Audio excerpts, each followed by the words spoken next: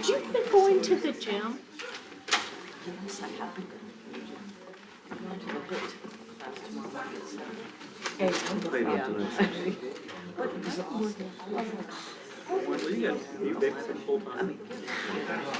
Yeah, she gets done school June 9th, we're counting the days. I mean, it's fun, we're here to sit here. No. I've been doing stuff at home. He's a ramp. I know too. I mean, it's so easy. Oh, I thought you wanted to talk about I'm very comfortable. Do you want to sit here and I'll be there? Your button. It's cold. You ready? It is And cold. all is it? But we do know.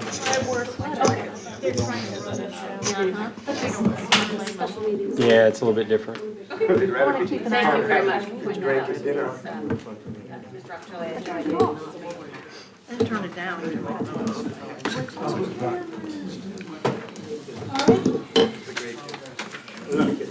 Yep, whenever you're ready. We'll call the meeting of the Goshen County Planning Commission together. Ms. Parker, do we have a quorum? Yes, sir, Mr. Chairman. Thank you. Will everyone please rise for the pledge and the invocation?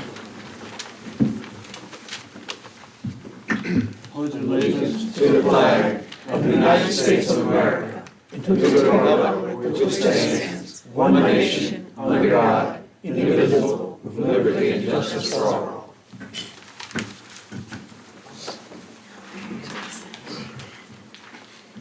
Please rise for the invocation. Gracious God, we come before your heavenly throne with thanks and praise for all that you do for us. As we address this business for the good citizens of Goshen County, we pray that you will give us the guidance and the wisdom to do what is right for all. This we ask in your name. Amen. Amen.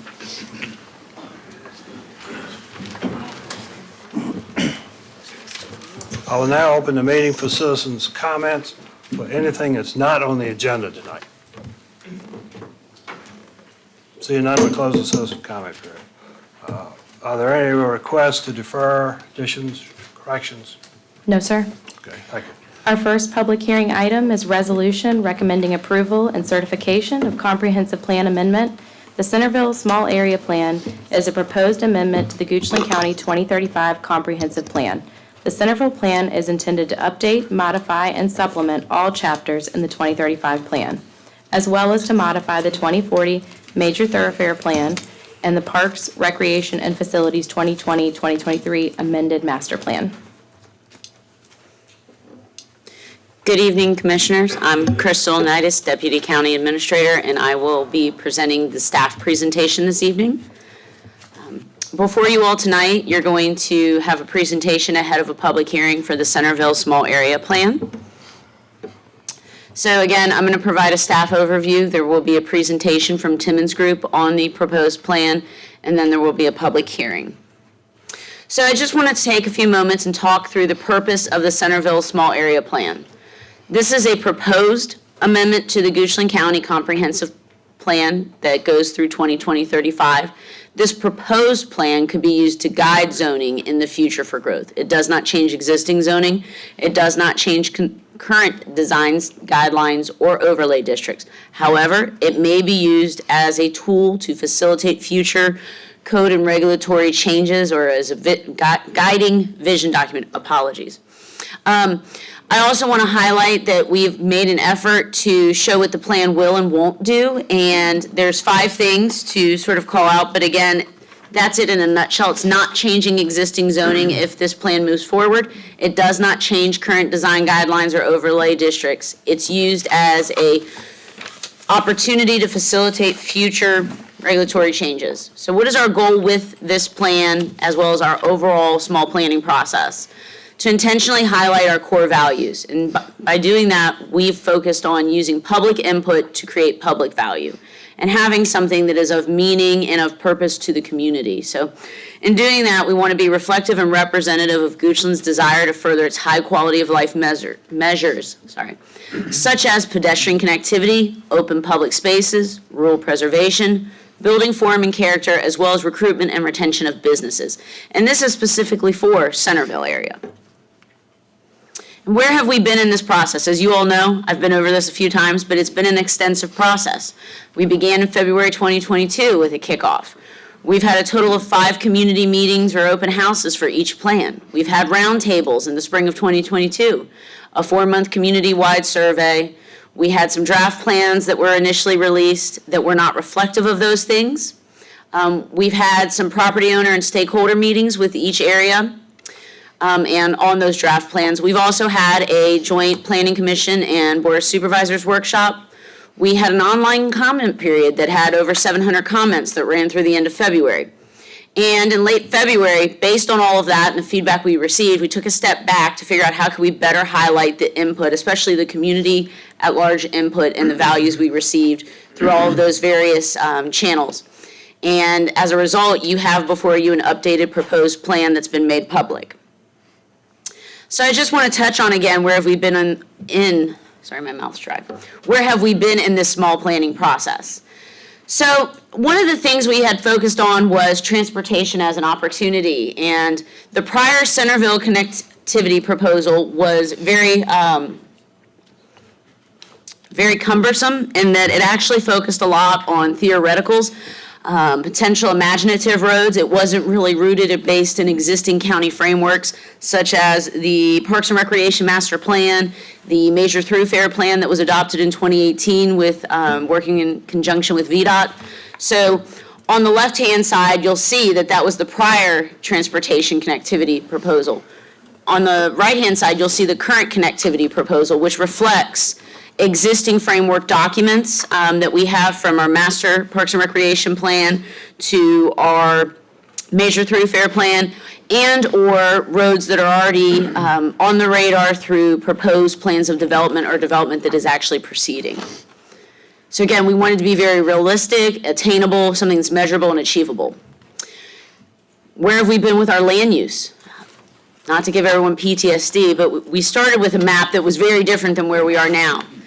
Had 11 land use categories. It was very, very cumbersome. The previous land use proposal had several additional land use categories with much more detailed densities, but often provided incomplete guidance, creating a sporadic vision for the plan area. And again, our goal is to create a vision for future growth that's thoughtful and intentional. Additionally, the categories that we previously had often did not appropriately relate to the context of surrounding neighborhoods or realistic market interest in a particular area. So one of the things that we've tried to focus on with our pared down 6 land use proposed categories was having appropriate development and transition zones, realizing that we already have some existing residential pockets, we already have some existing commercial areas, some existing mixed use areas, and how does that all blend and meld together over time potentially?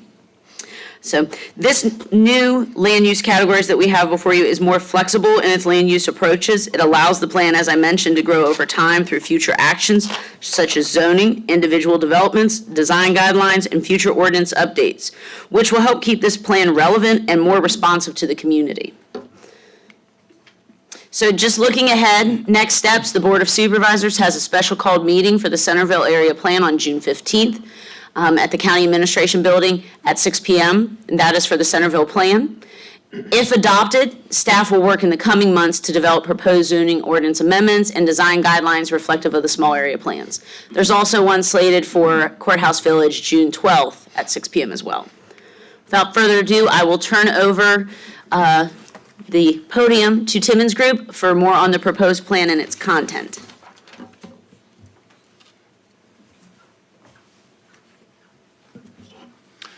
Thank you. Good evening, Mr. Chairman, members of the Commission. My name is Chuck Rapp. I'm a senior project manager with Timmons Group, and I'm excited to present this draft plan to you and speak a little bit about our process and how we got here. So as I mentioned, we'll talk a bit about our project objective, where we started with, what we were hoping to achieve, our introduction to small area plans that we developed, the Centerville small area plan in more detail, and then we'll break for questions. As was mentioned, this is a long process, a timeline that's been over a year in the making. Started with a lot of community input, community surveys, roundtables, presentations, community meetings. And then we came in March or so, or late February, early March. And I would say we spent about the first 6 months really trying to read through all of that input, watching the videos, speaking with staff, trying to get our head around everything that was given by the community as far as their feedback on the plans and what their hopes were with the direction of these plans. And I'll talk a little bit more about that at a high level, and then we'll get into some of the details as we work through this. And so what's different about our approach, our intention was to have a very defined structure to this plan. So specific chapters that hit on the basic topics. But I really want to start off with articulating what we felt was the vision from the public input that we read through and then we discussed with county staff and trying to articulate that vision. So hopefully it was the guiding principles for all of the elements in these plans. We wanted to also make sure that this plan was easy to navigate. We had clear graphics, consistent mapping, and try and remove some of the heavy text and turn those into things that were easy to digest. So the messages came across straight away, were easy to follow. And last, we wanted to really make sure that this was relevant. As was mentioned earlier, we wanted to make sure that the things were realistic. The images that were in this plan reflected actual things here in Goochland County or things that would be possible and were of an appropriate scale. How are these plans supposed to be used with any long-range plan? This is a 10 to 20-year vision, and so you want to think long-term. How will an area evolve over time? As I mentioned, this is often a tool for especially y'all as the Planning Commission to refer back to as development proposals come forth. It does not change existing zoning. It does not change any regulations on the books right now. Again, it's just that hopefully that roadmap, that guide to fall back on so that you have some consistency of work that's in agreement. We really focus on desired character and form of the built environment here, of protection of natural resources and things like that, infrastructure to help guide these plans, and really hope to align that with capital improvements so that the county has a roadmap for when to implement certain improvements and ensure that it keeps pace with development over time. So with our introduction chapter, we really wanted to provide some regional context as we start out this. So we have here just orientation to Goochland County as a whole.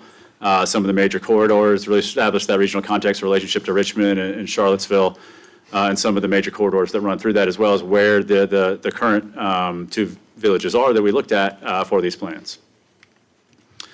Also have some information on transportation patterns. These are really just commuting patterns through the county, not specific to each village area, but it does give you an overview as to where are folks coming and going as they work through the county. And maybe are commuting to jobs or places of their housing or things like that. Looked at employment, so some of the major employers in the area, and certainly there's a lot around Centerville. So you have a lot of private sector employment in Centerville, whereas in Courthouse Village, which we spoke about a few nights ago, there's much more public sector focus with some of that employment there. And then one of the last things we wanted to really articulate some of the community goals that we heard through the initial input rounds of a need to promote small businesses. To focus on the built form, ensuring that buildings and future development was contextually appropriate to the existing infrastructure that's already here. A strong desire, especially in the Centerville plan, was to ensure that we have walkable public spaces, access to outdoor recreation, and find ways to incorporate some of the unique elements of community character and preserve that over time within the small area plan. So with that, we'll start into this plan. I wanted to start off by just kind of highlighting some of the things that we felt we really heard when we did that first initial dive through all of the public input, and I'll talk about how we hope to address that within these plans. So one, the reoccurring theme was really a focus on the height, the size, landscaping associated with future development to really make sure that it was appropriate. So you'll see all throughout these plans, we have an emphasis on building form, on scale, and relationship to the streets. We really tried we provide some street sections and things to hopefully encourage additional sidewalks on some of the internal roads and get that facing relationship to improve that pedestrian realm. And then we've also recommended some zoning text amendments and design guidelines to further that idea and really ensure when you get into things like articulation of specific elements of buildings and so those specific landscaping, we recognize that that'll take additional work and zoning text amendments to get there. There's a strong desire, particularly in Centerville, for placemaking and preservation of that community character. So we've tried to identify some ways through additional landscape features along primary roadways or key intersections to hopefully incorporate some placemaking elements. We'll give some examples of that as we go through this plan this evening. Opportunities for small business. That's one where we really emphasize building form, scale with smaller buildings in the mixed-use core, trying to further that in transition zones as you get out of it, to create those opportunities for small business, local businesses, to hopefully locate there, as well as we're also recommending that the county develop a strategic business plan to really target those industries and develop incentives and things like that to move that idea forward. As I mentioned, there's a strong desire for publicly accessible recreation and community gathering spaces. So we've looked at greenways, potential corridors, the different types of trails that you could have. We've emphasized the need for additional recreation opportunities, whether those are public, private, or through public-private partnerships. And also I tried to identify elements of public plaza space in that mixed-use core. So that also creates that public access, that recreation, as well as some placemaking elements. Then another theme we heard was, we read through is desire for single-family homes and mixed-use residential housing options that are affordable. So you'll see we get into the different housing options and which ones are appropriate in the different land use designations, hopefully to promote additional housing price points for home ownership throughout the village area, or the small area plan. And then we really restricted multifamily. There's a strong concern about large-scale multifamily coming into Centerville. And so we've really tried to restrict that to the mixed-use designations with a lot of guidelines on size and form of those buildings to ensure that they are appropriate in terms of scale and reflect the community's desires through their input. So again, kind of hitting it, as I mentioned at the very beginning of this plan, we talk about vision elements, some guiding principles. And here we come right up front and talk about placemaking, and emphasis on placemaking, about economic development, about infrastructure, access to outdoor recreation, and resource protection. And so you'll see those themes throughout the different aspects of this plan, hopefully to respond to a lot of the input that was heard through this revised approach. So this is just our draft map. I wanted to bring this up because it is very different from the previous drafts. And the idea here was to create something clearly legible that's easy to navigate. You see the major roads with Broad Street and Ashland Road highlighted, the Broadview Shopping Center, and some of the fire and rescue facilities. So you can hopefully orient yourself quickly as folks read through this map and understand what the different elements are when they're looking through it. So we'll build on this map with the different elements throughout the plan. With transportation, our initial task was really just to take an inventory of the different type of road systems through the VDOT classifications of arterial streets, collector streets, local streets, and a full inventory of where sidewalks were. And that allows us to plan for what the county has planned with the transportation plan, as well as identify opportunities for additional sidewalks and interconnectivity. So with local streets, these are existing local streets or approved local streets or planned through an adopted plan that the county already has. These are your lower capacity streets. Well, one thing we did was make sure we incorporated a street section here that shows sidewalks, so that as developments come forth to the commission and the board here, you can ensure that you're asking for sidewalks or having ordinance amendments to get those sidewalks as a requirement in the future. Collector streets is a great opportunity, we think, in the Centerville area for these collector streets to serve to further that transportation network. These are medium capacity streets, so that they often connect point A to point B as a way to get off of the major arterial roads. And there's a great opportunity there for some of the multimodal transportation components as you're moving folks from one place to another to incorporate things like bike lanes and sidewalks. And this is where you might get into the tree-lined streets to kind of really create, again, some of that placemaking element, so some aesthetics along those roads, and really create some a sense of place as those areas develop.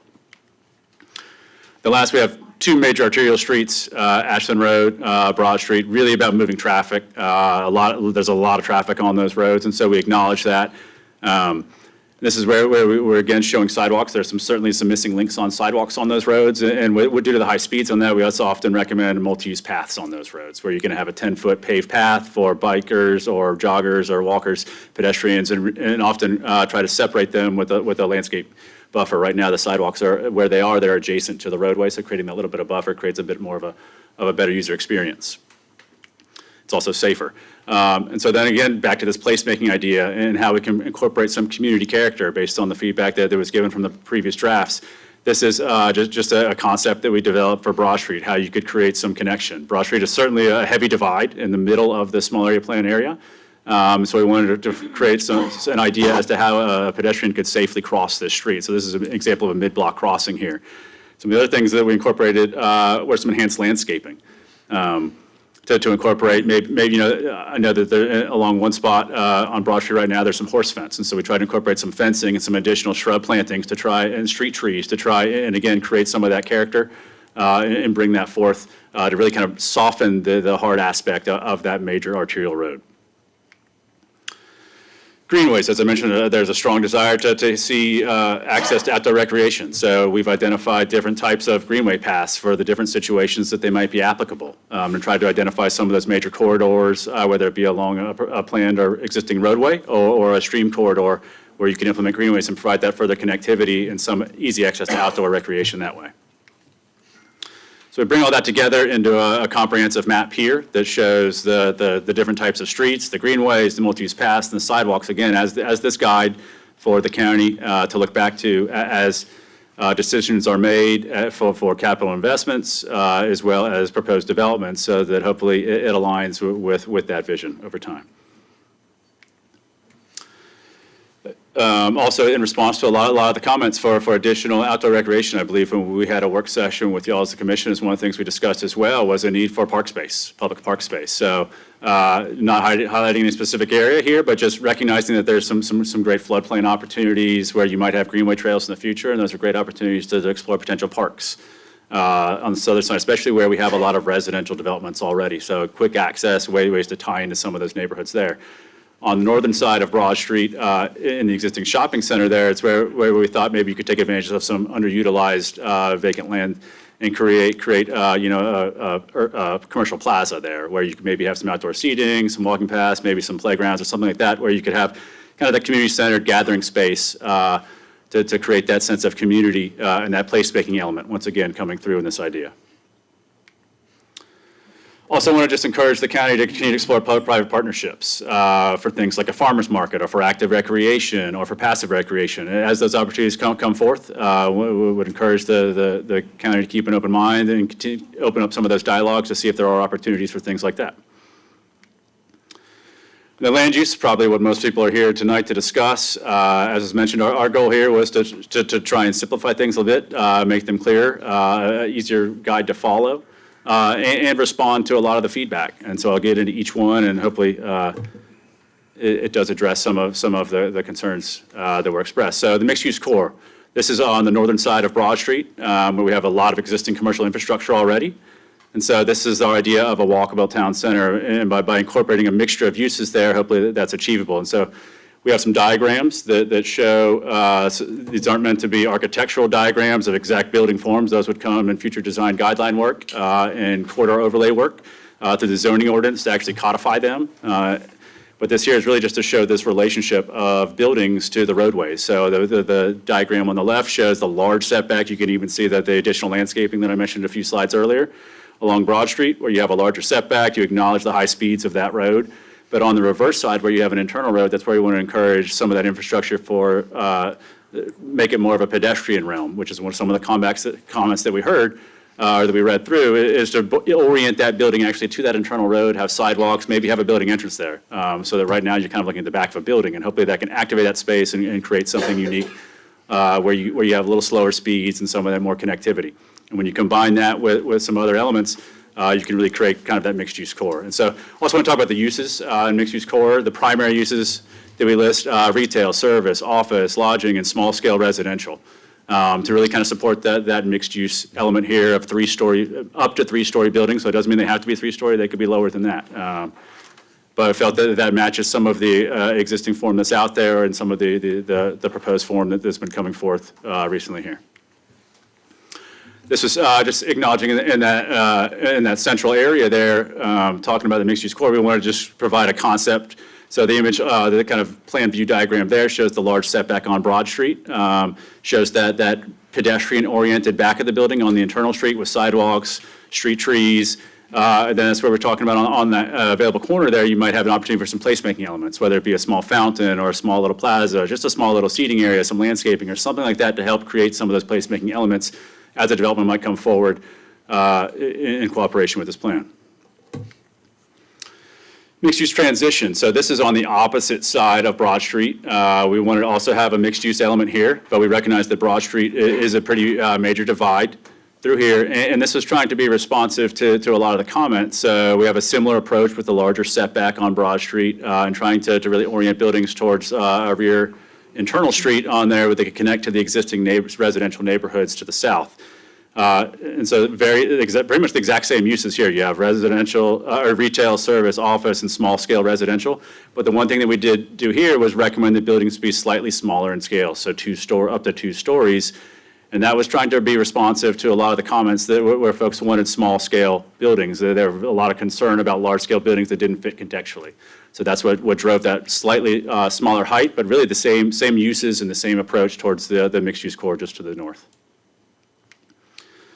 Mixed-use commercial, this is where we have the interchange. There's a lot of uses there already, a lot of commercial auto-centric uses. So by that, we mean places where folks are getting in their car, they're either coming off the interstates at the interchange or they're driving to it to access goods and services. So this is where you may have some larger buildings, just by nature with the infrastructure that's there. So where you do have a larger building, we would want to recommend larger setbacks. And so here we have, again, uses in this mixed-use commercial area of retail, service, lodging, entertainment, economic development opportunities to further some of the patterns that are already happening in that area.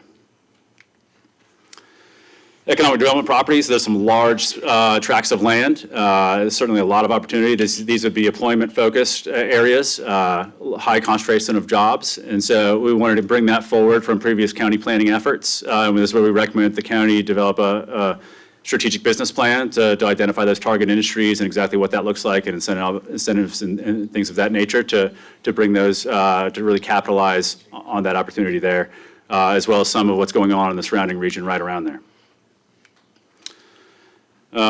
Neighborhood residential, this is kind of this idea of transitioning away from the mixed-use core. So this is where our first residential category, where you may have more of a variety of home types, slightly smaller lots, more of the walkable neighborhoods that can connect into that mixed-use core or the mixed-use transitional that are just adjacent to it. We're really looking for buildings that are oriented towards the street, sidewalk connections and things like that, maybe shared amenity spaces. And then as you radiate out towards the edges of the small area plan, you have your single-family residential, which aligns with the current comp plan designations of these larger home sites, larger setbacks, as you transition to the rural area just beyond the small area plan boundary. With that, we also tried to create these diagrams for the different housing types: townhomes, duplexes, single-family cluster. And as you work your way to the larger lots, that's working your way outside of the small area plan. And so we relate these back to the different land use designations so that there is, again, that guide as developments come forth as to where they are, if they are appropriate in those particular designations.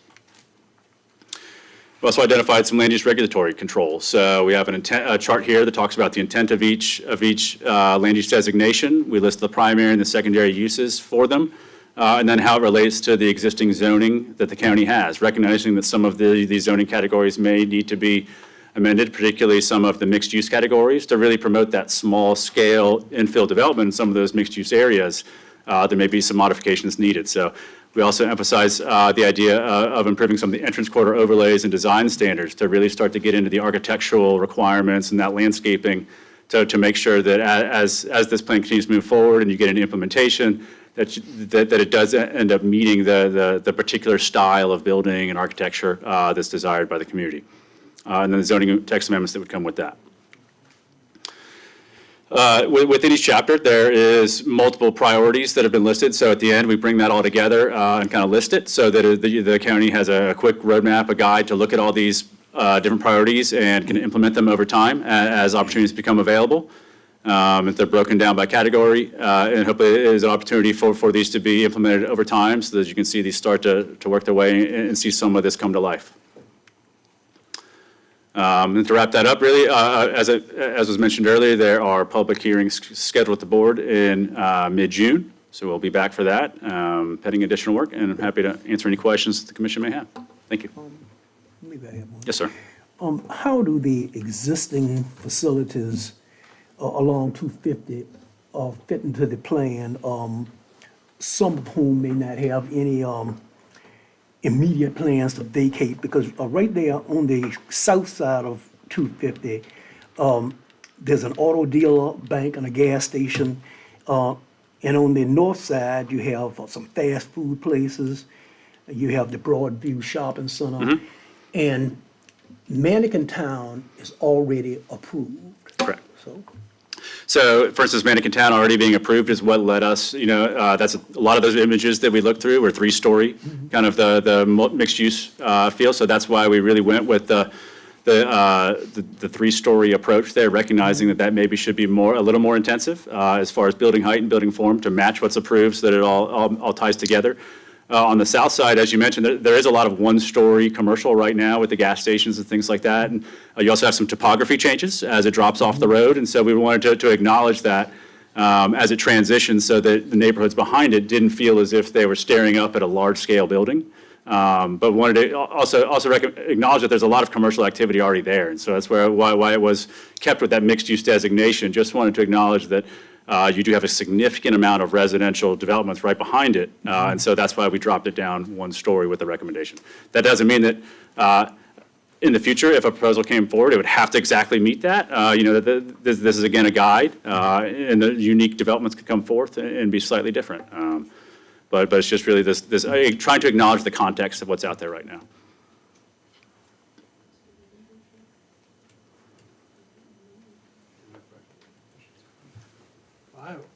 One question I have is, we had a community meeting.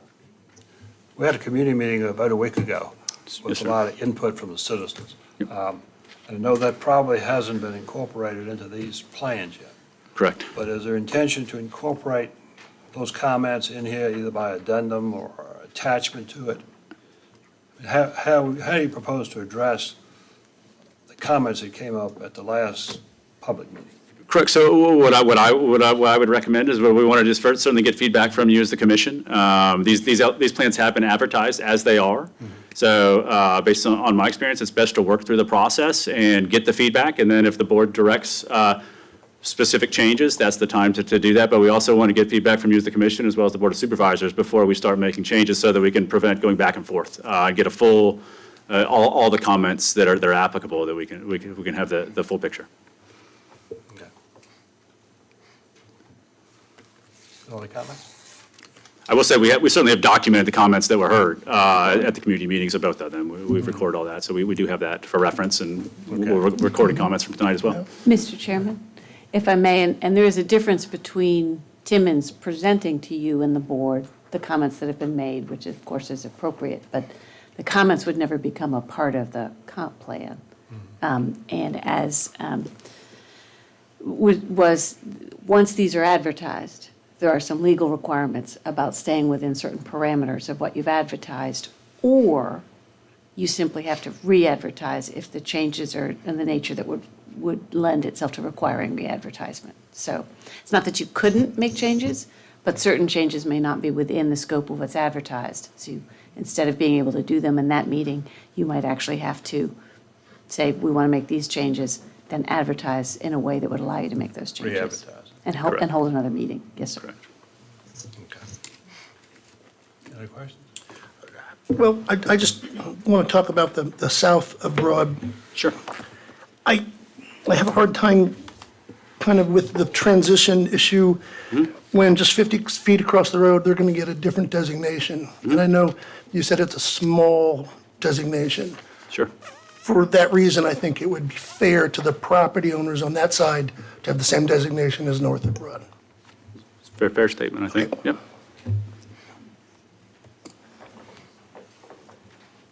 Other comments? Okay. Thank you. Sure thing. We'll now open it up for public comments. We have a set of reserved seats in the front, first two rows, for people who want to speak. I ask you that as those get vacated, to save time, somebody moves up in that position. Ms. Parker, you want to talk about the lights? Absolutely. The front row has been reserved for those who wish to speak. Citizens are allowed 3 minutes to comment on public hearing items. Please state your name and address. When the green light comes on, you have 3 minutes to speak. When the yellow light comes on, you have 60 seconds remaining. And when the yellow light flashes continuously, you'll have 30 seconds remaining. When the red light blinks, your time is up. Hi, good evening. My name I'll is, also ask that you please try not to be redundant. We have a lot of people who want to speak tonight, and we don't particularly want to hear the same thing 5 or 6 times. So, thank you. thank you, Planning Commission members, Mr. Chairman. My name is Scott Gazer. I live at 1505 Mannequin Road. I'm here not on my own record. I am here representing the approximately 80 acres south of Broad Street that you guys had just mentioned. That 80 acres is currently zoned B1. The majority of it is business. We have multi-story buildings. We have a gym. James River Leasing is one of the owners and Caudacious is the other. James River Leasing was the largest employer in Centerville. They have their gym on the south side of Broad. It's a 3-story building. We had always determined to create that buffer that the people to the south, the 2 neighborhoods, we have Oak Grove and we also have the park at Centerville. We have a 200-foot wooded area that would buffer that along the creek and along the sewer line. So that creates a buffer. I just want to point out a few things, and then I know there's a lot to say, but property south of Broad has been zoned B1 since 1969. It's the heart of Centerville. These properties south of Broad were implemental in providing the original easements to the Tuckahoe Creek Service District and to the widening of Broad Street. To limit the uses south of Broad and increase the opportunities north needs more explanation. Expanding the core is reasonable, but removing property from within the core without a conversation is not. The TCSD goal would be to have multiple properties available that are good for people to come in and bring their businesses to, not minimal. And then finally, as Mr. Rapp said, there is a big difference between mixed use and mixed use transition. The height is a big one, and the height basically limits you to laying out townhomes. You can only fit up to 6 townhomes per acre based on a 1 or 2 story elevation. And so based on that, the value of that property will have to come way down based on its current assessment. And I just want to point out that you can do in neighborhood residential, you can do a 3-story, which is way, way, way far back off of Rockville Road, but we can only do 2-story on Broad. So I ask and I request and I humbly beg you to please put the area south of Broad between Mannequin and Hockett back in the core and allow us all the opportunities that exist, and then you can decide what can be built there. Thank you. Thank you, Mr. Gazer.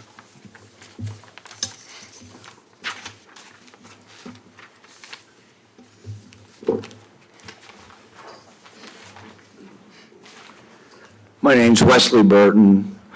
I live off of Rockville Road, and Rockville Road is getting more and more congested.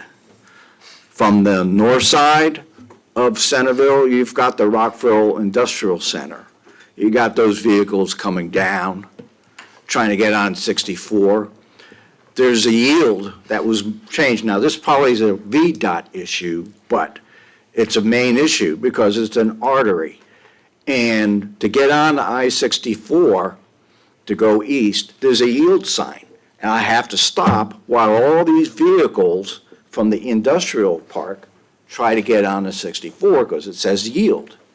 Cars behind me are honking horns because they're on Ashland Road, sitting, waiting for me to go and wait for these other vehicles to get onto I-64.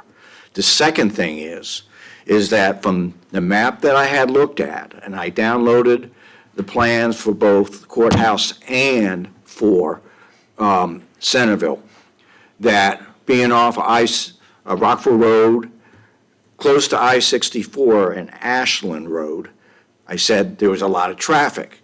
If you're going to build a lot of commercial or maybe residential space where it used to be field day of the past, and also connecting 3 Chop Road from Broad Street, and there's plans on going under 288, continuing on to Ashland Road at Rockville Road. What kind of traffic is that going to propose? There is only a stop sign right now, and during rush hour times, there are many, many cars that are trying to get on Ashland Road, and they cannot in a orderly fashion because there's so much traffic. Thank you. Thank you.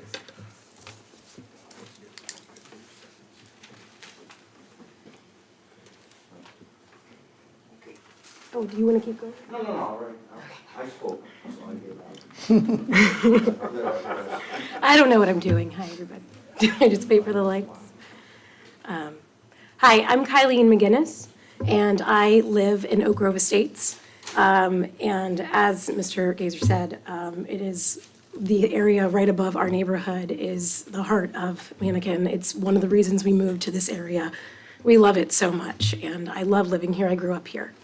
I have many concerns with the new plans, but I also love and value the benefits of growth.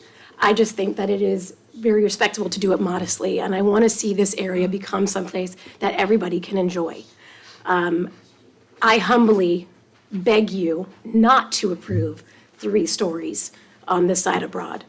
I understand, as I just mentioned, the benefit of growth but I would love to make sure that we maintain and keep the integrity of where we are now and what we have. Taking away those views and creating the space for extra traffic and other chains coming in, that's what it's going to do. And there's already pathways that are being, put in front of you to be built right behind my entire backyard. My young kids are going to have additional people accessing us from all directions. And the reason we moved to where we are is for the privacy and the rural love that this area has. Now, if we really wanted to be away from all of it, we could have moved further in. But we aren't there. And again, would love to have all of this access. However, we just want it done respectfully and modestly and to maintain that integrity. So that's really all I had to say, but I just wanted to lay that out there. Thank you, guys. Thank you.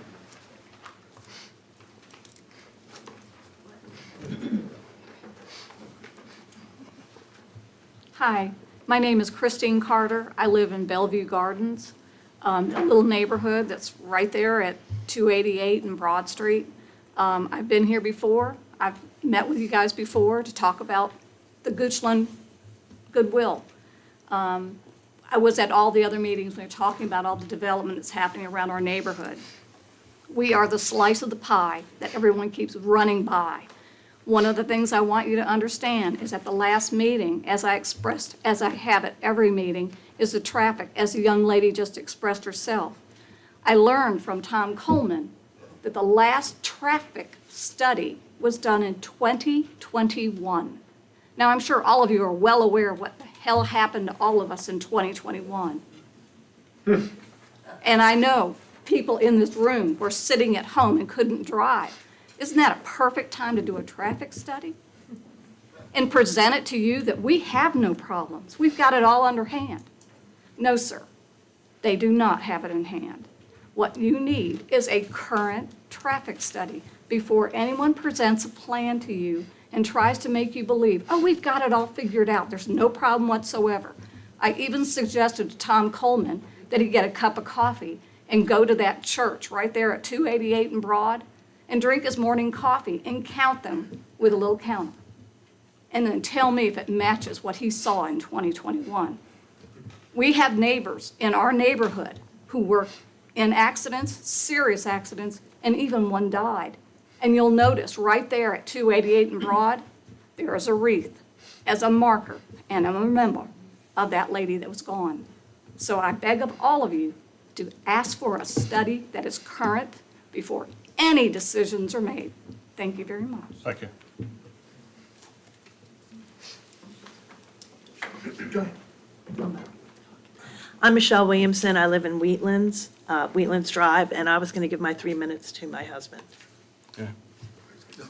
If I could, the color-coded map, put up, please. And maybe want to look at the matrix that's associated with that. My name is Rob Williamson. I live at 2262 Wheatlands Drive, Mannequin Sabbath. And this picture, I think, is worth 1,000 words, not all of them good. The small area plan is not ready for prime time, in my opinion. First, the Hill Studio and the Timmons versions, residential densities have been removed from all 3 mixed uses and remain on the 2 residential uses that are gold and tan. I asked why this was done, and they said because the document here is conceptual in nature and the density values should be in the ordinance. Well, if that's true, and for consistency, the numbers 1 through 4 for gold and less than 2 for residential should be removed also. That's because colors are concepts, numbers are not. They're real, and people are going to look at them, and when they see 1 to 4, they're going to choose 4. Also, in this, you'll notice the upper left-hand corner is gold. Currently in the comp plan, this area has been added as basically a suburban density. Prior to this, and in the current comp plan, the only suburban density north of Broad Street is Bellevue Gardens. Okay? So this density in the upper left-hand corner is wrong for 2 reasons. One is it shows Tuckahoe Bridge as tan and gold. Well, it's been approved as medium density, one average unit per acre, and that even though it's RPUD, it's still a minimum density. And what this does is it moves residential density to this area that's higher than current RPUD.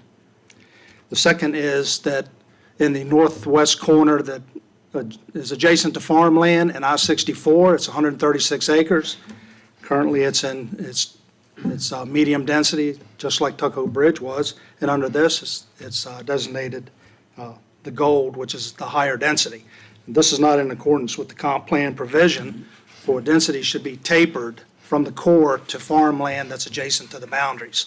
This puts RPUD minimum density right up against farmland there on the western boundary. So that's not a good thing according to the comp plan. Now, if you look at this map, and I know it's a concept, but each one of these listed future uses have townhomes and multifamily units listed in every single one. I find it ironic that talk about small subdivision when every single one includes townhomes and multi-family units. Even the gray has townhomes, or I'm sorry, multi-family uses as a secondary. All the others is primary. So when you look at this map, when you look at red, you should think of hundreds of 3-story townhomes and multifamily units north of Broad from the Sycamore Creek subdivision all the way down to Bellevue Gardens. When you look at pink, you should think 4-story townhomes and multifamily units. When you look at gold, you should think 3-story townhomes and multifamily units. If you think Reader's Branch has homes packed into it at 2.5, wait until it gets greater than the current MPUD of greater than 6. Also, if you look at the orange, that also includes 2-story townhomes and multifamily. I just find it ironic that they mentioned downsizing residential, and all of them include townhomes and multi-units. So we're looking at hundreds of townhomes, many 3- and 4-story. So you can think of Wegmans and Short Pump when you look at that potentially is in our future if this document is used as a guide to drive requests to change zoning. And when it comes before you, you're going to see that townhomes and multifamily units are in every single one of these zones. So it'll get pushed through, and then the Board of Supervisors will then struggle also with all these townhomes. But the comp plan says it's a primary use, so it's good to go. So I hope I've made my point on each one of these color designations that include townhomes and multifamily units. Is just too many townhomes, too many people, too much traffic, too many 2-, 3-, and 4-story buildings in Centerville and Goochland. That's not the intent of what all the public concern and feedback has been at all of these meetings. So I can only request that you remove the townhomes and mixed-use transition and from the residential neighborhood and determine if core and commercial should have townhomes. Pick one, but not both. So if the issues that are expressed here tonight are not resolved, then Centerville will be no different than Short Pump. So please defer this item until these details are fixed. Thank you. Thank you.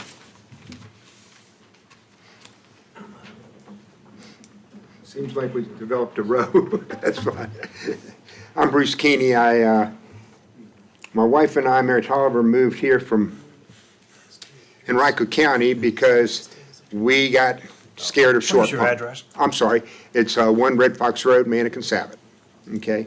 Let me explain first of all to you that when we moved here, it's interesting.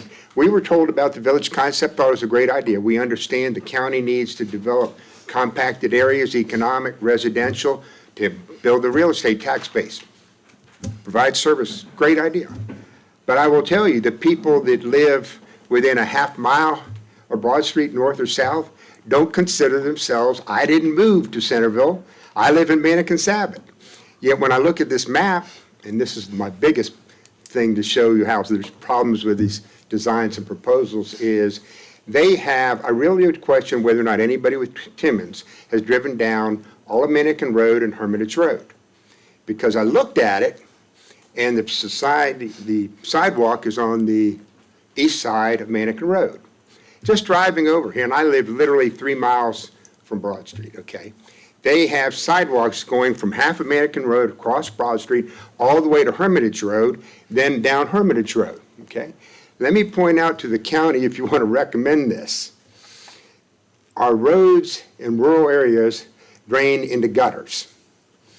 Those gutters are where you're going to end up having to put your sidewalks.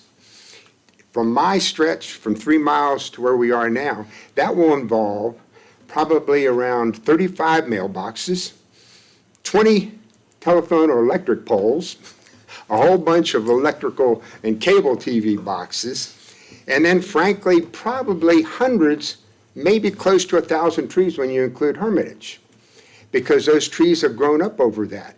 Now, I dare say, I don't see a lot of people over in Short Pump walking on all these sidewalks. I don't know how 3-5 miles away from the core is going to create walkability, but it's not good planning, and it's a waste of the county's money. I'd rather put it into our services, the sheriff's office, law enforcement, our school systems, or whatever, if we're going to do that. But I will also tell you, when I looked at this more and heard some, literally what you've got is a cookie plate. It looks like Short Pump. That's why I left here. I love the picture at the beginning of all these, beautiful white home with white fences. I live in an area with horse farms, vineyards, anywhere from 3 to 6 acres, maybe some more. And that's not that's great in the picture that they start with, but that's not what this proposal is. There's some deception there as well. So I really question whether or not you've gotten a cookie put, but something's wrong when you've got proposals in rural areas of farms and estates of that size that are going to require that much to put sidewalks that will never be used. Thank you. Thank you.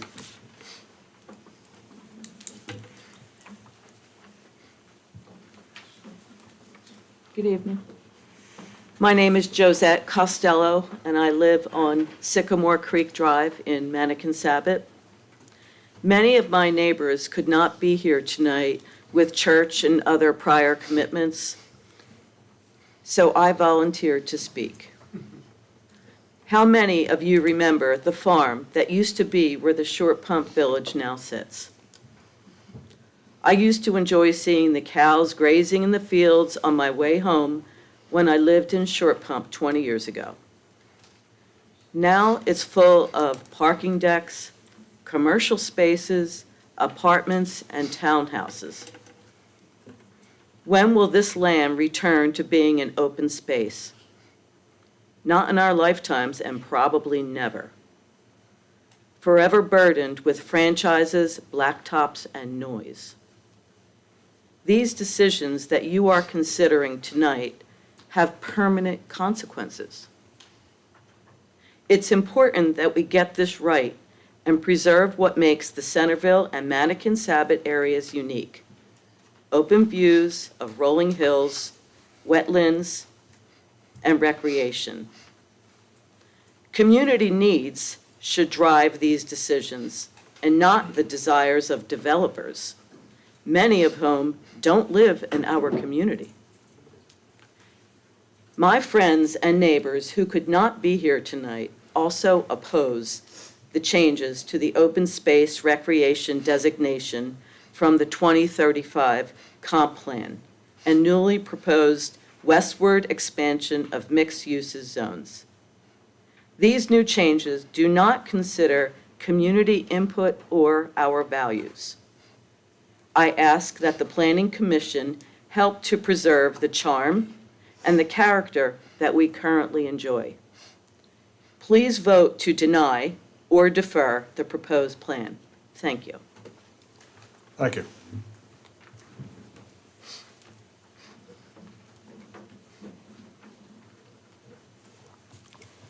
Good evening.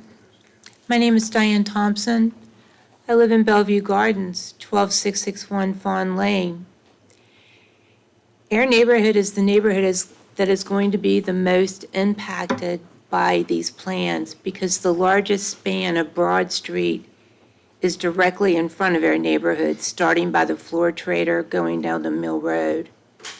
I myself moved from Short Pump after living there my whole life last year, thinking I was moving to the promised land in Goochland. Now I'm finding out it's not quite like that with all the commercial building you're thinking of. My house is only one block off of Broad Street. I paid $825,000 for this piece of paradise that I would have paid $600,000 for in Short Pump so that I could see the stars and the woods and be away from the sidewalks they were putting in Short Pump. But my biggest concern is I would really like to see the environmental studies that have been done. When the woods are taken down that face Broad Street, it's going to cause such a runoff. The way it is right now, when it rains, my driveway turns into a river. When I dig a hole to plant a plant, the water table is so high in my neighborhood that the hole fills up with water. My backyard, halfway back, is like the wetlands, and there's a creek that runs the back part of my property. As far as I know, things like that are supposed to be protected, and I feel like that we're going to be drowning back there like in a floodplain because of the density of the woods are going to be taken away. So if someone can get me the plans for the environmentally, what people said that it was okay to do these kind of plans and take away the density of the woods, I'd really like to see it. Thank you so much for listening to me. Thank you. I guess everyone else has spoken. Hey, y'all. My name is Carly Nino. I live at 1510 Oak Grove in Oak Grove Estates, which, as I understand it, was the first house that was built in Oak Grove Estates. I stand in solidarity with most of everything else that has been said. There's definitely infrastructure issues, there's school issues, and just the character of where we live. I don't know about you guys, but I've never been to a PUD that felt like home. Have you? I haven't. So our area feels like home. It changes when you cross the Henrico line into Goochland, the sky changes. The sunsets are beautiful even at the food line. I don't know how. It's a true thing though. Something changes. We don't want to change that. Like Kylene said, where we live is just really special. And we have a lot of new families where we live. In fact, most of our neighbors couldn't come because we're young moms. Okay, not so young. Our kids are young. We had them a little late, but home with the babies at 40. It's 2023. But we're young and we understand growth. We understand the need for tax revenue, for change. I'm not standing up here saying never change. What I'm saying is let's make it special. I don't want to have another planned unit development that literally looks like every other one on the planet. We can do something really neat. We can have, a boutique motel, for example, or hotel where people want to come. We don't want to be in competition with Short Pump. We want to be our own thing. I don't want a Dunkin' Donuts. I don't want a Starbucks. I know I look like I want a Starbucks. I don't want a Starbucks. I would love a local coffee shop. I'd love, I mean, hey, what about crowdfunding some stuff that our community would really like? Learning about SEC regulations, we got some things to work on, but it's possible. We could really have our community involved. And I do understand the need for development and for wanting to make the most of the land that the developers owned. I get that. But we've also paid a lot of money to live here, and we have because it's special, and I'd like to keep that. I just hope that we can do something just really different, really neat, and just, I keep going back to special, but charming. I can see it in my mind. We'll have to do a model. Kylene has an architect background. We'll bring it in at the next meeting. But I hope that we'll consider that instead of just going, and I know that the intent of the Timmons Group was nice to create this, but it's not hitting home for me, and we need it to hit home, because this is home. All right, that's all, guys. Thank you.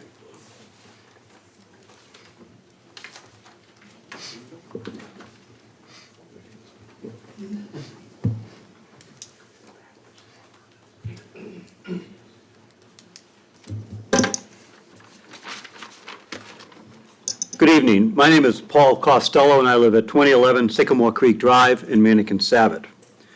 The Sycamore Creek Homeowners Association and a number of neighboring property owners are opposed to the Centerville Village land use map shown on page 31 of your meeting package. It's on your screen.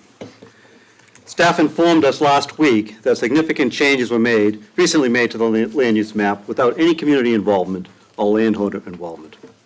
Given that we've just had a few days to respond, we are prioritizing our time tonight to bring your attention to a few of these surprising changes.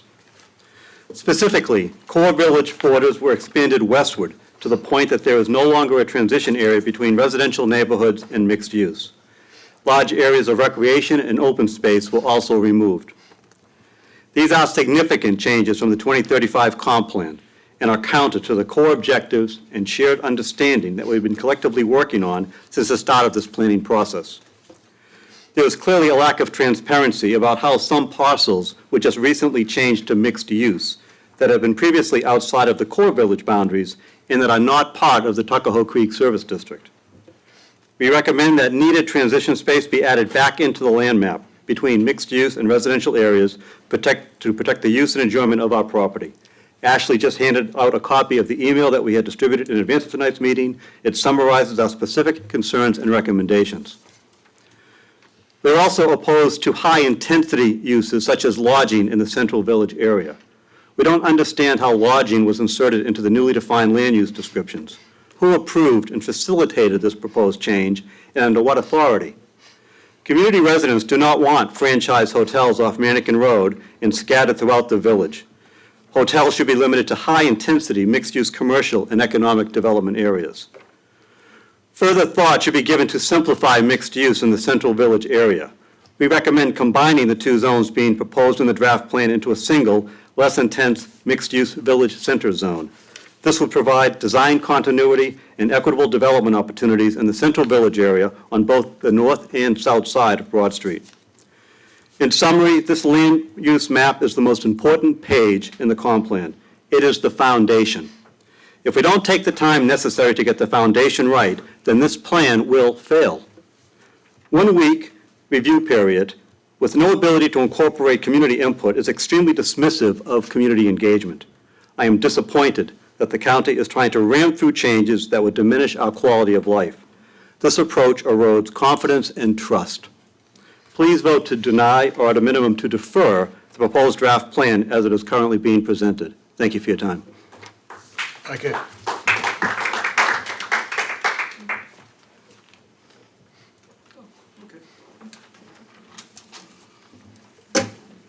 My name is Stephen Shorrock. I live on 12201 Bremner Ridge Circle, and I spoke to Paul prior to this, and I agree with everything he said, so I'm going to save us all a few minutes by not repeating it, as you made a previous request. For the Readers Branch and the Park at Centerville communities, we do not want a public path directly adjoining our backyards. For Readers Branch, The homeowners do not want a path that bisects our community. We'd be the only ones to have it bisected. If people buy a home knowing that there's going to be a path behind their house, great. I've lived in areas like that, and they're really a very positive thing. But not when people purchase their house thinking they're going to have privacy, thinking that they're going to have a creek behind their house, and suddenly it's a throughway for bicycles. For Saddle Creek Parkway and Hockett Road, that plan is an improvement in a lot of ways. You got rid of the mismatch between the Hockett Road alignment and what Saddle Creek was going to go. The previous plan had a traffic circle right in the middle of the floodplain of Reader's Branch. But the question is, how many traffic lanes are going to be on Saddle Creek Parkway? It appears that Saddle Creek Parkway, that'll have some commercial footage. On slide 46, you say that it's going to be a collector, and that would imply Collector Street. That would imply one lane in each direction with parking on each side of the street. Slide 56 says that it would be 4 lanes with a median. So we would like to have that clarified. Then there's Whippoorwill Road. When the Reader's Branch community had a road, when the Reader's Branch community has a road open to Broad Street through Road A, then the Whippoorwill Road should return to being a quiet country lane. It should be a dead end, and I say, please leave those people in peace. You've done enough. I'm not going to be able to get to Bellevue Gardens, but for the parks, as I see the thing starting to blink, it's great that you have a couple of parks south of Broad Street, but for north of Broad Street, what you really have is just a couple of park benches, and maybe we will, quote, explore partnerships with bogeys. But the plan redefines the bogeys area as mixed-use core. It's going to be very valuable. It is not going to remain the way it is or be improved. Also, the plan redefines the Sycamore Creek Golf Course as mixed-use core. That's going to be going away. North of Broad Street is where most of the people will live. North is where the overwhelming amount of land is. North is where there are 0 real parks envisioned. When it comes to parkland, what are the priorities of the board? Excuse me, I've heard people say that it's to summarize. Prioritize the amount of taxable land, but it should be the people who are living here. Thank you. Hello, my name is Annette Martin. I also live in Bellevue Gardens. I'm at 12682 Pamela Lane. I just have a few comments from what I've heard tonight. I won't beat you to death about the traffic, but it is horrible on Broad Street for us trying to get out of our neighborhood. We have to make a left to go towards Shore Pump to get anywhere to the interstate or anywhere. I understand there will never be another traffic light because of the proximity to the existing traffic lights at 288. There's already medical buildings planned to go in across the street. They've just built one on our existing corner. There's 3 areas the 3 pink areas around our neighborhood are owned by a car dealership already.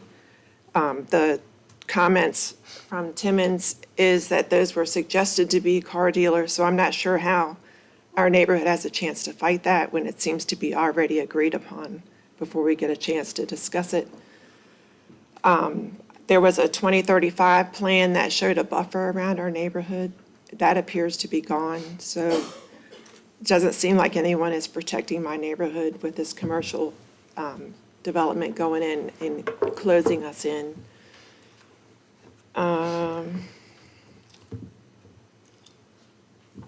And I think mostly you've heard the rest. That's my notes. Thank you. Thank you.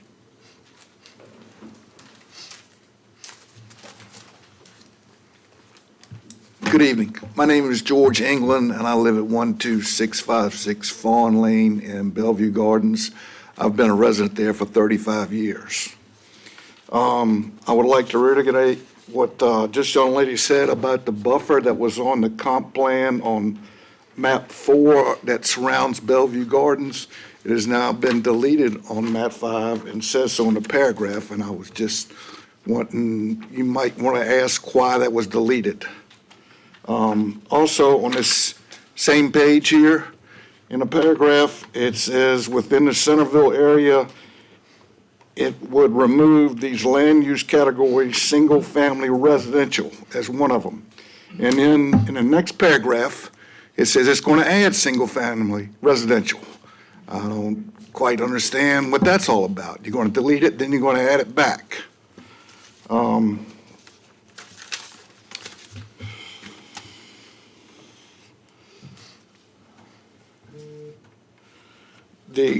There is no current development to be made in Bellevue Gardens. There's like 2 vacant lots left in the area. And it is put up as a neighborhood residential, which if you had 1 vacant lot there, you could put multifamily in there. And there's already less than 2 houses per acre, which meets the single-family residential criteria here. If you open that up to somebody that wants to put something in there, they're going to try to go for rezoning, and they try to put their foot in the door. So I would ask that you would think about going Bellevue Gardens to be single residential. And I think that's all I have now. Thank you. Thank you. My name is Linda Moore. I live at 2164 Prophet Road, Mannequin Sabbath. I have provided you with my written comments, so I am just going to speak to something different. I would like to speak to the 5 things that are found in about the plan. I want to speak to 1 and 2. It does not change the existing zoning designations on the parcel or associated.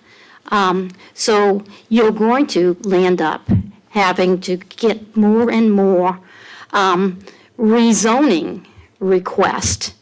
And then you already have 1, 2, 3, 4, 5, 6, 7 zoning districts currently that are in Centerville already. Are you proposing to add 6 more? So we're going to have, that just doesn't make any sense to me.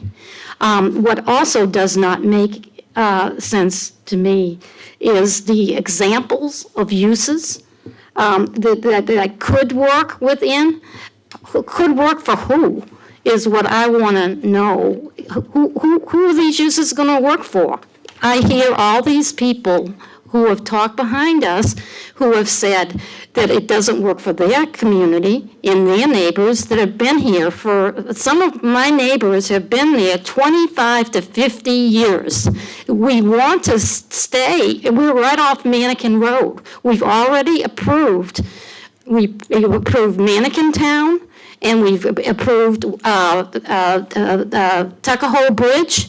And they went within the comp plan. Changing the comp plan means we have to change everything. Everything is a domino effect. Thank you very much. I please hope you defer or deny this. Thank you. Thank you. Make my life easy.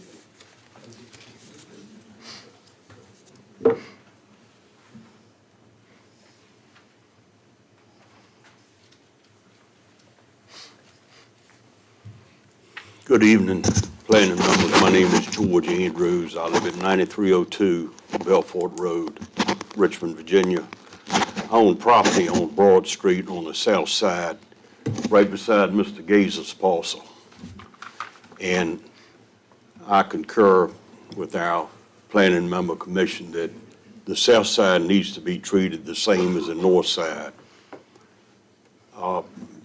You may not remember, but the board and the planning commission came to us, the business owners in that community, back in 2000 and said, this has been designated a village, a growth area, major growth area. the only way we can have it is if you guys are willing to stroke a check and mortgage your properties so that we can have more dense use and the beautiful subdivisions behind us. At that time, I think you could get a 5-acre lot. And so we agreed and said we will pay time and a half on our taxes. At that time, the bill was $60 million that we agreed to be bound for. I have to pay that on my property. The last time I looked, that bill had grown to $90 million.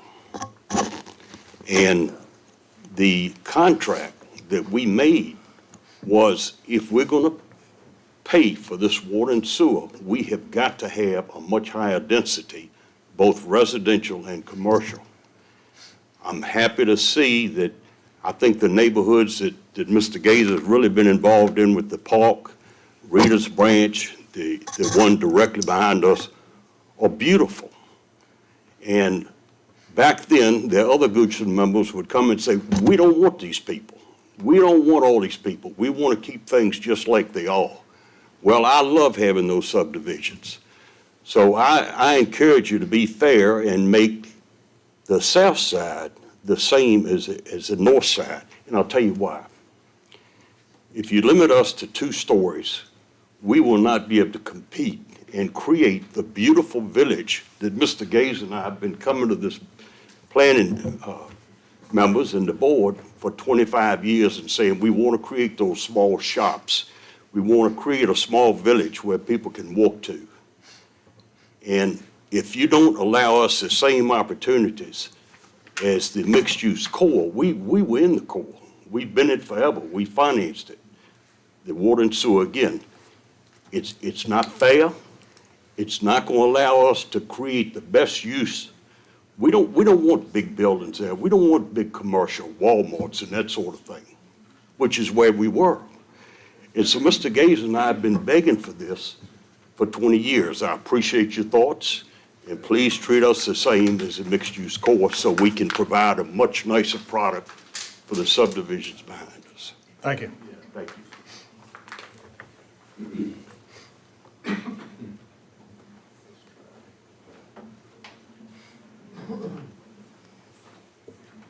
My name is Margaret Balch, and I live at 1201 Hawkwell Drive.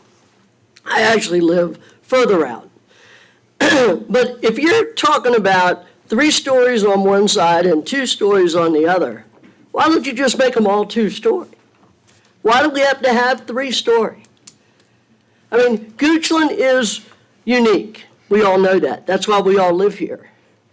And you're going to blow this by letting this thing go out of proportion. It doesn't affect me right now, but it's going to affect me in the future because you're coming out my way next. So that's my point of view. Thank you.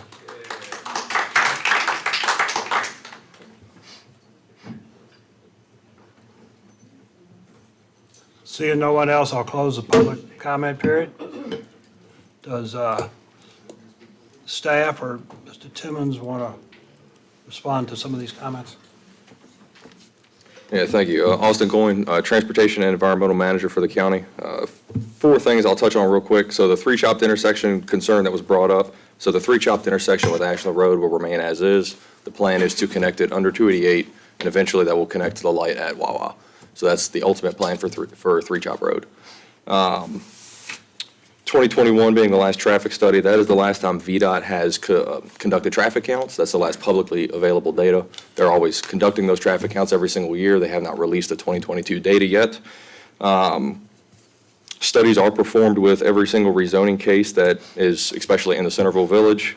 And we are actually currently undertaking, and I had a meeting with VDOT today for an access plan for the area kind of in the gold east of Reader's Branch between that and 288 for kind of a northern West Creek access. It's something that's been underway for some time with VDOT. One environmental concern that was brought up was about removing some of the trees. Each project does have to meet certain environmental regulations just by state law and by county code. So that's something that is kind of looked at as a project by project comes up rather than at this broad level. Saddle Creek Parkway, it's staff's intent, and it's always been the intent for that to remain a 2-lane road, not a 4-lane road. And parking on that road is kind of going to be determined as development continues along that. So, thank you. Thank you.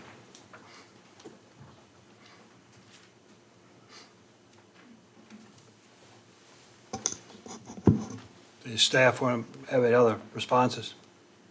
No, okay. Well, I'll turn it over to the commissioners.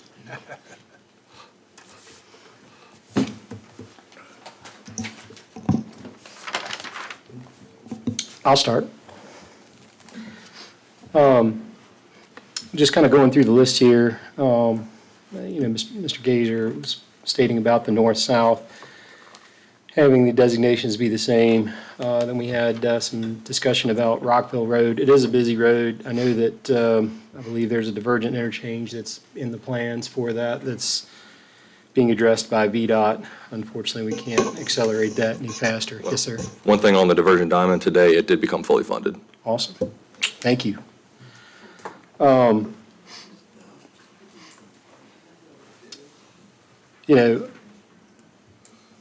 I've seen a lot.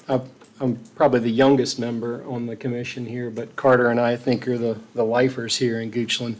And I remember before, I played golf at Oak Hill Country Club growing up, and I remember before Sycamore Creek was built, before Somerset neighborhood was built on Fairground Road. I remember the first traffic lights. Centerville is a beautiful area. I think that it will have pressure because of where it is. It's prime economic development. It's not the Courthouse Village. It's not Fairground Road. That being said, I think there's probably some more due diligence that can be done on this plan, and community input from the feedback I've received from citizens. I would like to see a deferral. I think it's a good start. I think that there has been quite a bit of time put into this. I think the original plan, the original consultant that we were working with, it threw everybody a curveball here, staff especially. So those are my thoughts. Mr. Duke, you have any Yeah, additional comments? I've actually got some questions for traffic. The roads that are proposed in this plan, they've been proposed a long time, or they've just come about in the plan? So the proposed roads in the plan, as you see it, where's the clicker? Let me flip to that. Wrong way. Let me pull that up just for reference real quick. Oh, I see. All right, Ashley, help me out. But I'll touch on that real quick, that the proposed roads that are on the map that you see there are currently roads that are in the major thoroughfare plan. So there's no new proposed roads different than what's already in the 2040 major thoroughfare plan. And they've just come about, where they are is because of studies that say that's where they're needed to make things flow as population increases. Correct. And traffic increases. Yes. Especially in that three-chop road area where you're talking about, where roads are crossing existing fields and things like that. Right. It's, through the middle of properties, that's kind of. Yeah, in 2018, when the major thoroughfare plan was underway and when that was finalized, I think the consultant at the time was Kimley Horn. They did that level of analysis to determine here's where the connection should be, here's where your major intersection should or should not be, and that resulted in the line work you do see on the screen now. And these are, even though this is a plan that is being presented today, this is something that would take years to get to that point. Correct, and some of the projects will be publicly funded, some of them are, as development comes along. It's certainly not going to be fully one way or the other. Thank you. I fully agree that the zoning on both sides of 250 ought to be the same. But the problem is, I just don't see if there's enough land for a decent transition into the residential sections.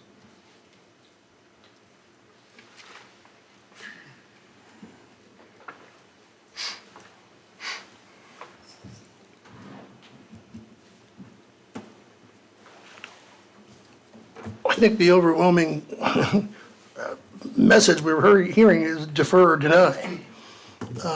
That's not good, I guess. Seems like we're not doing our job if we don't pay attention to that. I certainly agree with keeping South of Broad and North of Broad the same designation, and without that, I would have to vote to deny this.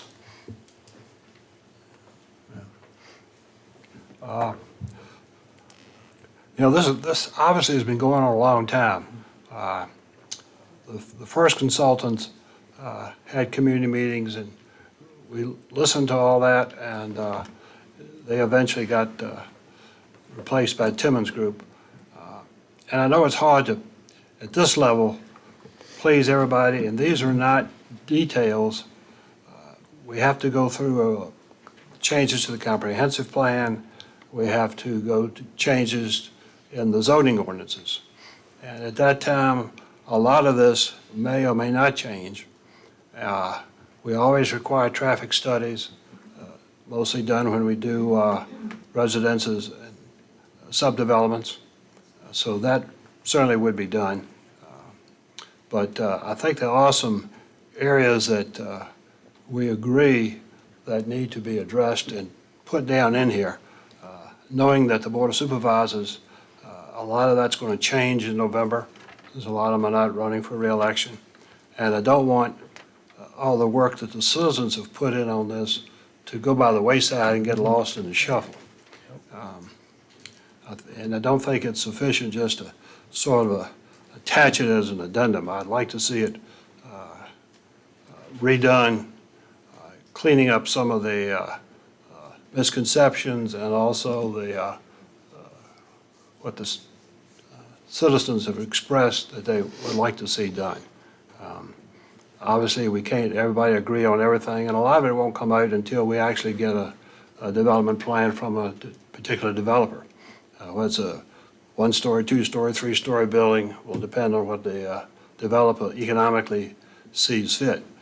But allowing them flexibility into developing their lands, we're not here to tell somebody what they can and cannot do. A person has a right to do with their land what they want within the parameters of the comprehensive plan and existing zoning ordinances. There are certain things we definitely would not allow, but I do think this is a tremendous start and a lot of improvement over what we had before.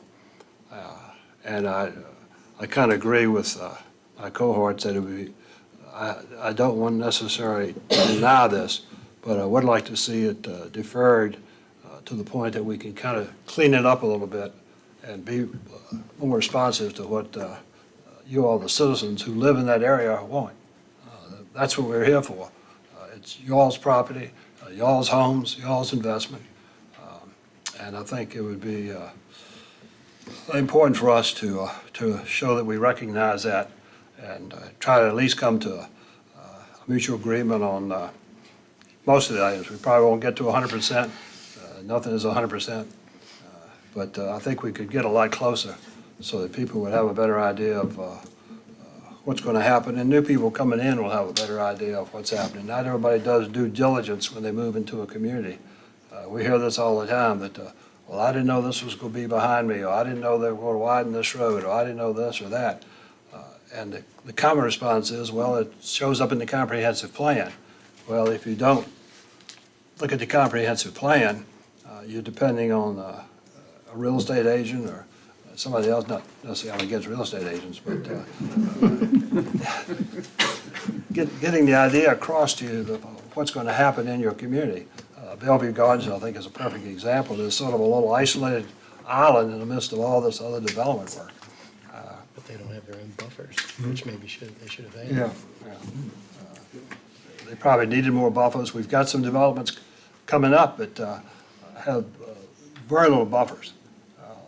15-foot buffer to me is not a buffer. 15 feet is from Peter Ashley, and that's not a buffer. That's a sidewalk. So I think it's important that we take a little bit more time on this, not delay it too much longer, but at least try to get it right. So I'm sort of in favor of at least deferring it whatever time the commission. Motion to defer? I second it. Your motion to defer should identify a date or whether you're going to have a regular meeting or a time period for a special meeting. Trying to catch staff size out there as well. Can we consult with staff on that? Yes, you certainly should. So, There currently is, we did have these scheduled meetings coming up for the board in direction of this. So that would be one thing that's to reconsider, that you had special meetings scheduled for both of these. However, for you, your next scheduled meeting is, of course, your standard meeting for June. If we have to consult advertising and the things for any changes that we made, you know, it's how much time consideration do you think is needed for us to evaluate or do changes on the plan would be a concern as well. Can't be June. I will also note that the changes, anything that is perceived as more intensive also has to go through the public notice period and come back through the same process. So then we do need to change the Board of Supervisors special called meeting notices as well. And additionally, then we will need to amend our scope with Timmons Group with the consent of the board and identify funds to do so. Would 2 months be sufficient? July? I can't definitively provide an answer. Can we at least start with that? It has to be at least July, Yeah, but that's really only like only a month and a week. right? I think what you're hearing from staff is that Right. July isn't really 2 months away in Right. terms of So that- advertising and so And then forth. August. Well, are we talking about another community meeting? Or you all gonna take all the information you've heard tonight, incorporate it in the document, review it, and then represent it as our meeting or as another community meeting? Well, I think there's two ways to do it, as you mentioned. So I would also think that it would be important to contact our board members and see what their preference is as well. Since we're obviously not moving this forward to the public hearings for the board to get the holistic picture, so that then, you know, whether it was denial or approval. So then we have a preference from both the planning commission as well as the board if there is to be community meetings again. Again, you do get into scheduling difficulties with 4th of July coming up, and then at the end of the summer, you have Labor Day. We also have quite a few already identified and scheduled work plan projects that then this will begin to push out, and we've already been at this since February of 2022. So I'm just laying out facts. We have to have a date? I would think it would be acceptable for you to say what, spitballing it here, but you could perhaps say that this is set on your work session agenda, say, for your regular August meeting, at which time the next public hearing would get scheduled. In other words, we'd figure out when that next specially called meeting is going to be. Or you could say to a specially called meeting in the month of, whether that's August or whatever else. Those would be I think two. the public needs time to, once we digest it and the staff redoes it, for them to give their input back and not kind of have to delay it again. Yes, sir, and so I don't mean to suggest when, I'm just telling you how.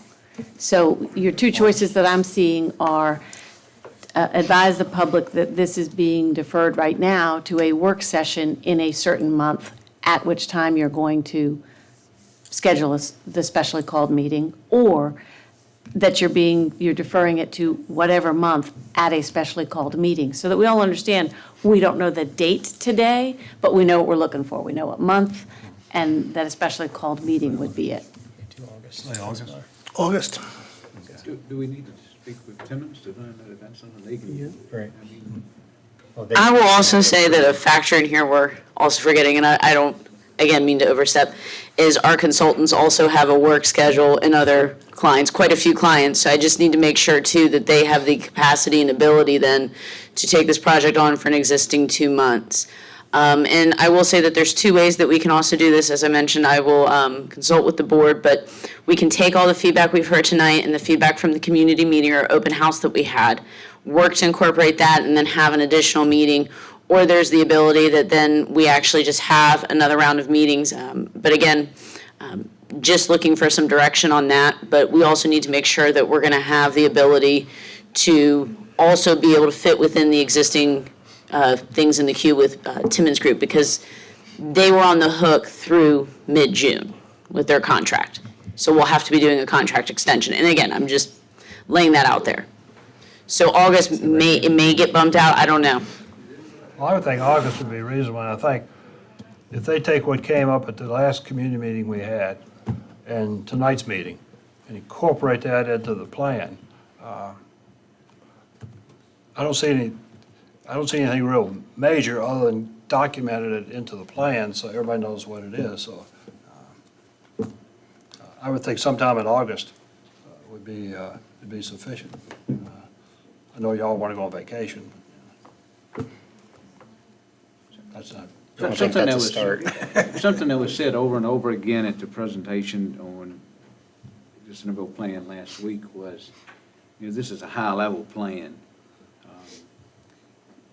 It's not meant to be, it allows the planning and the board to have some discretion as to what's where.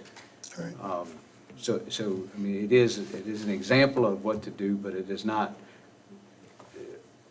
this is not written in stone that this is what has to be where. It is up to the developer to present something and then the planning commission and the board of supervisors to pass it. So if we take 2 more months and work on it and we come up with a high-level plan, it's just going to be another high-level plan that the same thing, the board, planning commission and the board will still have discretion as to what's there. So it's moving it 2 months down the road, actually accomplishing something other than verbiage in this plan. The other aspect, Mr. Rockacharlie, is you've heard from people today, as I was jotting down notes, who want less density in this area, and from people who want higher density, especially south of Broad. So I have great confidence in our staff. They've done a great job, but they're never going to be able to present a plan that does both of those. That there isn't a plan they could create that's going to address all the comments. And certainly anything we come up with, it's always subject to review. Same way we do zoning. We approve it, we don't approve it, we extend it, we change it. So it's nothing etched in concrete, but I think having a better plan is a lot more workable than one that nobody really likes and nobody wants. So Again, perhaps, unlike most of your zoning cases, this does involve, the board schedule. It involves money to support it might behoove you to go ahead and say, let's put it on the July work program, at which time we will have had guidance from the board, we'll know Timmons' schedule, we'll know staff schedule, and we will set a public hearing and re-notify everything.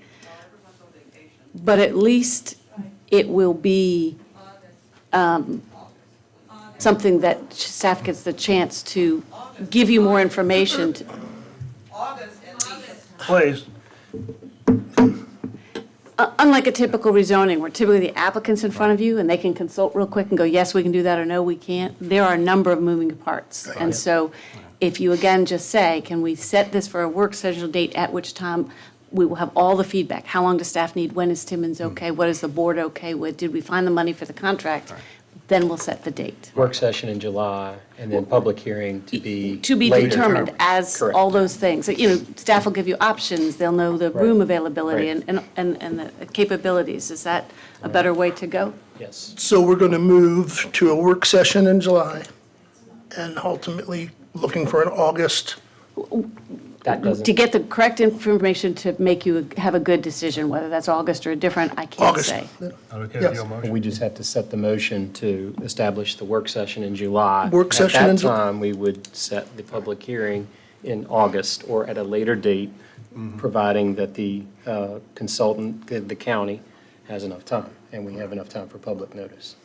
Ms. Is Parker, that you got all correct? that? Mrs. Yes, McKee? it most certainly is. Thank you. Can you, Thank you. read the revised motion back. Or Ashley.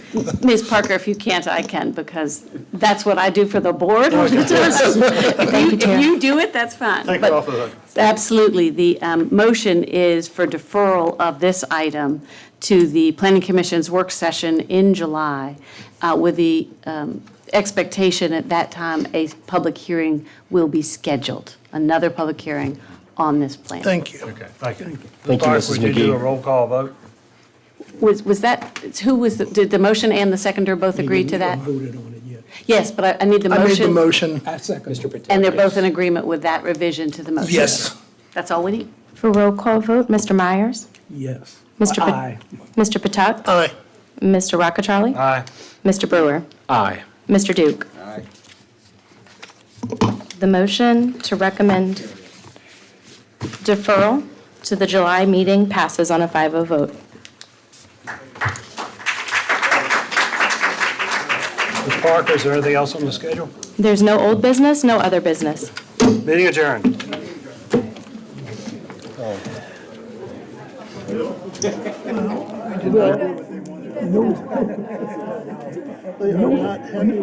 No surprises. They are no